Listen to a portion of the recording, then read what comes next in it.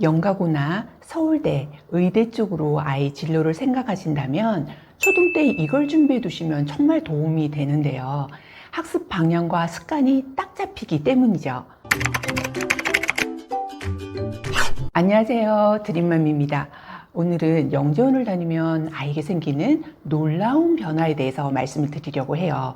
이제 아이가 자기주도 학습으로 좀 열심히 했으면 하시는 분, 그리고 영가고 준비를 위해서 영재원을 보낼까 고민하시는 분들을 위해서 이 영상을 만들었는데요.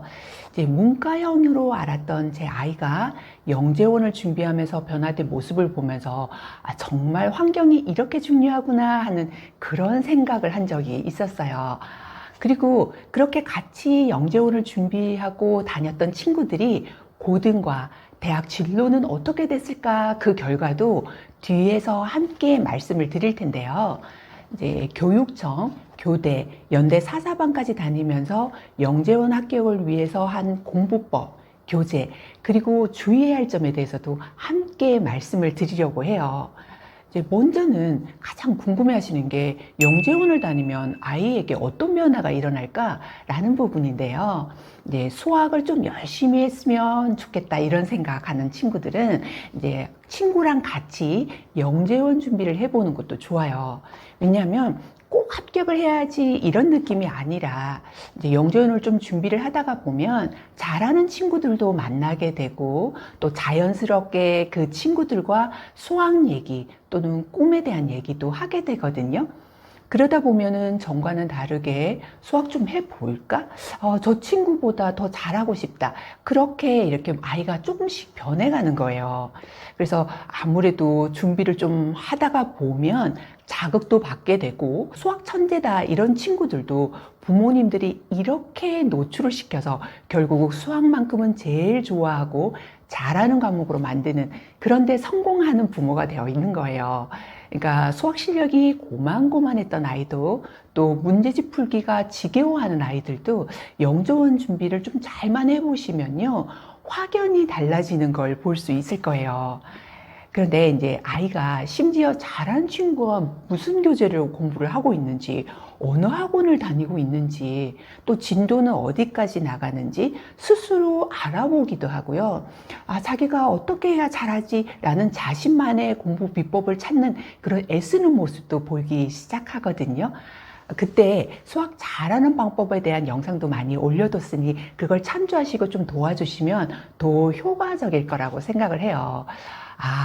그래서 친구 따라 강남 간다라는 말이 있구나라는 그런 실감을 하게 되실 거예요.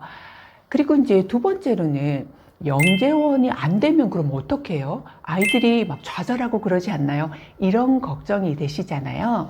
그때 두 가지 현상으로 보통 나타나요. 이제 좌절감에서 오래 머무른 아이도 있고, 또 두 번째로는 영재원 준비를 하다가 배운 그 역량을 가지고 중고등을 가서 폰텐이 터지는 그런 아이들도 있거든요. 이때는 정말 중요한 게 부모님의 한마디였어요. 부모님이 이제 여기에서 떨어져도 괜찮아, 준비하는 동안에 실력이 충분히 쌓였잖아, 이렇게 힘이 되는 위로를 아이에게 해주게 되면 좌절에 오래 머무르지 않고 회복하고 학업에 매진해서 이런 부분에서 중요한 포인트가 돼서 이제 더 열심히 하는 그런 계기가 되더라고요. 그러니까 합격, 불합격 여부를 떠나서 영재원을 준비하는 경험만으로도 수학 공부의 습관도 잡히고 또 잘하는 아이와 선의의 경쟁도 할 수 있기 때문에 전보다는 훨씬 더 확연히 실력이 올라 있는 걸 보시게 될 거예요. 이제 세 번째는 영가고 준비를 위해서 영재원을 보내는 게 좋을까? 또는 어떤 영재원이 유리할까 궁금하시잖아요. 이제 영재원 준비는 영가고뿐만 아니라 특목고에도 많은 도움이 돼요. 근데 가장 경쟁률이 높고 또 영가고 합격에 유리한 영재원은 초등은 교대 영재원, 그리고 초6에서 중학생은 연대 영재원, 그 다음으로 사고력이 포함된 서울대 영재원도 좋은데요. 이제 같이 다녔던 친구들이 대부분 영가고와 특목고, 나아가서는 서울대, 의대, 해외 명문대에 입결이 정말 좋았어요. 그래서 영재원을 지원을 할 때 초등 때는 교대, 그리고 초 6학년에서 중등 때는 연대와 서울대 영재원을 준비를 해 보시면 영가고와 특목고에 유리할 거고요. 만약 그렇지 않더라도 아이 실력과 성향에 맞는 교육청, 또 집에서 가까운 대학 부설, 또 아이 성향에 맞는 영재원을 다니시면 수과학에 관심 많은 친구들과 그리고 공부도 같이 하고 그런 환경도 만들어지기 때문에 문과 성향의 친구, 또 수과학을 싫어하던 그런 친구조차도 이과 성향으로 바뀌게 되는 걸 너무 많이 봤거든요. 그러니까 수학을 억지로 시키지 않아도 우리 아이가 그렇게 원하던, 우리가 그렇게 원하던 자기 주도 학습을 하는 그런 자녀가 되는 거예요. 그러니까 이렇게 한번 도전해 보셨으면 좋겠고요. 그리고 영재원 합격을 위한 교재와 공부법을 간단히 말씀을 드리면, 이제 영재원 합격을 위한 준비법 중에서 교육청회 같은 경우에는 굳이 이제 학원을 병행할 필요는 없고요. 나가는 진도를 나가면서 전에도 누누이 말씀드린 것처럼 CMS의 1031 그리고 디딤돌 3%를 풀어보시면 굉장히 합격률을 높일 수가 있어요. 근데 여기에서 이제 초등의 6학년 과정까지 나갔다면 디딤돌 3%의 1과정을, 그리고 중등까지 나갔다 한다면 디딤돌 3%의 2과정을 나가시고요. 거기에 플러스해서 A급 수학을 나가시면 더 실력이 느는데 도움이 될 거예요.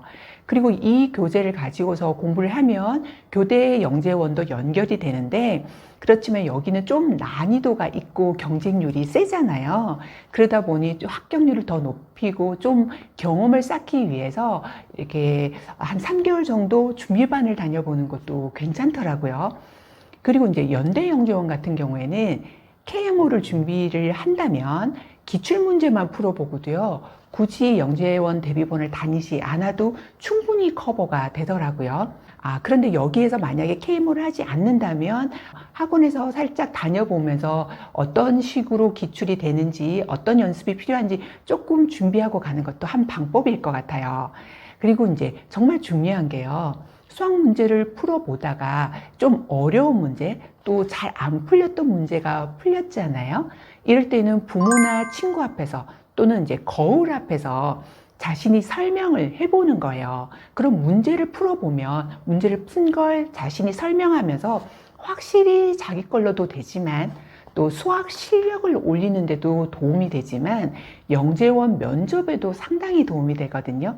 그러니까 좀 처음에는 좀 머쓱하겠지만 모르는 문제가 해결이 됐을 때 이걸 꼭 반드시 누구에게 설명을 한다거나 자신에게 설명하는 그런 습관을 들인다면 자신에게도 충분히 완벽하게 습득이 되고 실력이 오를 뿐만 아니라 영재원 면접에도 도움이 된다는 것을 알아두셨으면 좋겠어요. 그리고 다양한 도서들이 정말 중요하잖아요. 근데 요즘에 과학소년이 정말 핫하더라고요. 이게 시사과학 이야기인데 교대나 또는 연대 영재원에 난이도 있는 문제들에 주기적으로 나오기 때문에 이런 입소문을 타고서는 풍기 현상까지 생기더라고요. 그러니까 미리 챙겨보시면 좋을 것 같아요. 그리고 마지막으로는 학원이 절대 알려주지 않는 치명적인 함정, 주의점에 대해서 말씀을 드릴 건데요. 이제 영재원을 준비하다 보면 학원에서 마치 여기를 합격하면 영가고와 명문대가 다 보장되느냐 너무 몰아가고, 또 너무 많은 시간과 어떤 비용이 이렇게 드는 그런 경우도 생겨요. 근데 여기서 주의해야 하는 점은요, 국영수, 요즘에 입시는 국영수 주요 과목이 잘 되어 있는 게 더 중요하잖아요.